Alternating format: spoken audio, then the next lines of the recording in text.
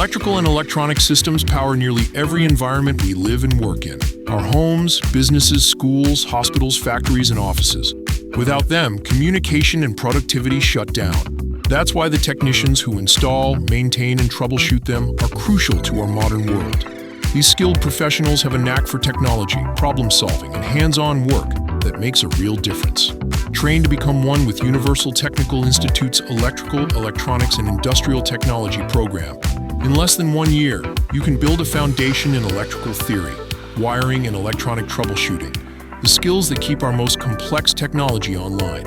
In labs designed to feel like real working environments, you'll practice wiring panels, running tests, diagnosing faults, and troubleshooting advanced controls. Along the way, you can earn credentials that employers value, including those from the National Center for Construction Education and Research.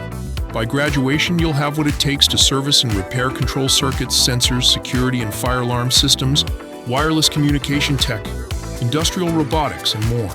You know, the kind of stuff that keeps the world moving. If you're ready for a career to be proud of, one that's powered by hands-on skill, this could be your starting point.